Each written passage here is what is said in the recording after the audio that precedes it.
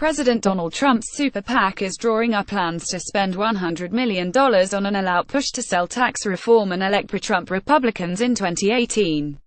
The group, dubbed America First Action, is expected to host a fundraiser in the coming months that will be attended by Vice President Mike Pence and is in talks with the administration to get Trump to headline an event.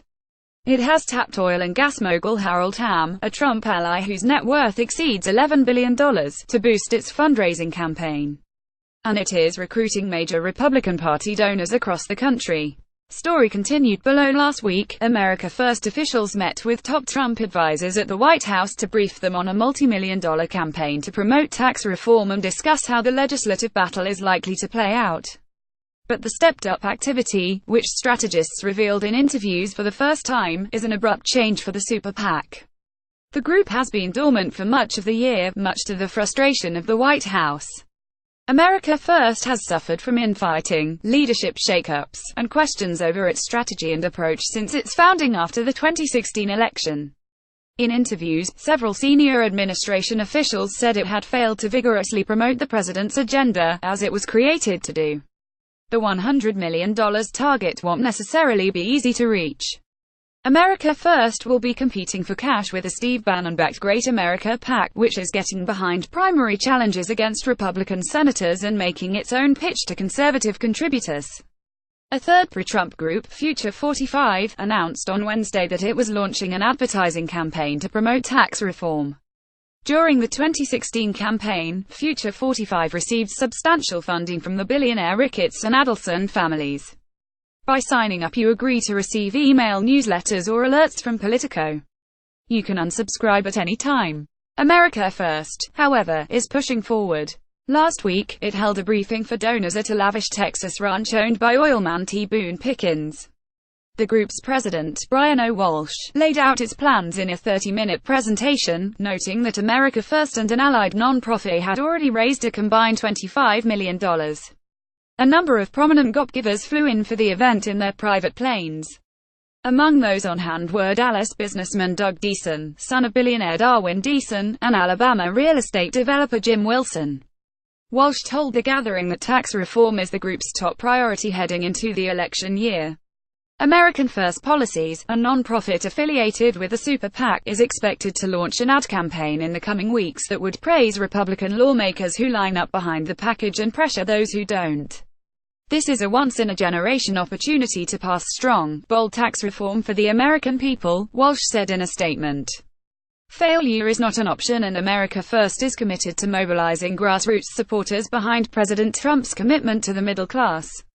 Top officials with the super PAC used last week's meeting to try and assert its standing as the primary pro-Trump outside group, and to clear up any confusion about which organization to give to. The answer hasn't been clear to some givers, as they've watched Bannon grab headlines with his push to take out GOP incumbents and undermine Senate Majority Leader Mitch McConnell. RKY. Bannon recently installed one of his top aides at Great America PAC. During the meeting, Walsh highlighted the credentials of America First strategists and their close ties to Trump.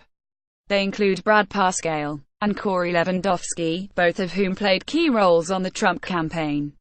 To drive the point home, Trump's son Donald Trump Jr., who was present for the affair, announced that he had recently cut a check to America First. "This is the only group that I'm giving to," he said. Wilson said he is operating under the assumption that America First is the only Trump-aligned super PAC out there, that this is going to be the one. Officials with America First and Great America PAC insist the idea of competition between the two groups is overblown. They say they keep in touch and plan to coordinate some of their activities leading up to the midterms. But their approaches are distinctly different. While America First is largely focused on backing Republicans who support the president's agenda, Great America PAC is devoting itself to targeting GOP incumbents. It is even preparing to oppose several White House allies, including Sens. Deb Fischer of Nebraska and John Barrasso of Wyoming. The groups were on opposite sides of the Alabama Senate race. While America First spent money on behalf of Trump-backed Sen. Luther Strange, Great America PAC was behind the eventual winner, flamethrowing former Judge Roy Moore. Former Alaska Gov. Sarah Palin attended a Great America PAC rally for Moore before the election. Some America First officials worry that Bannon's anti-incumbent campaign will antagonize GOP senators whose votes are critical to passing tax reform. They're taking pains to make sure people see America First as the super PAC unofficially sanctioned by the White House. America First has been racing to lock down some of the party's biggest givers, including Ham, who early this year was in the mix to become Trump's energy secretary. The group also recently secured support of Houston investor Jim Lee, San Antonio real estate developer Gene Powell, and former Texas Rangers owner Tom Hicks Sr. Hicks' son, Dallas businessman Tommy Hicks Jr., is also helping the group. The group has also recruited several prominent GOP fundraisers, including Jeff Miller and Joe Fogg. White House officials are watching the group's activity closely. After a failed effort to get an Obamacare repeal bill through the House this spring, the administration dispatched Deputy Chief of Staff Katie Walsh Shields to fix the ailing super PAC. When Brian O. Walsh, a veteran party operative who is not related to Katie Walsh Shields, took over the day-to-day operations of America First a few days later, he found a bare-bones operation. America First's meeting at the White House highlighted its close connection to Trump, but also caused some West Wing officials to privately question the propriety of the get-together. Super PACs aren't legally permitted to coordinate with candidates of political parties, and Trump is already a declared candidate for 2020.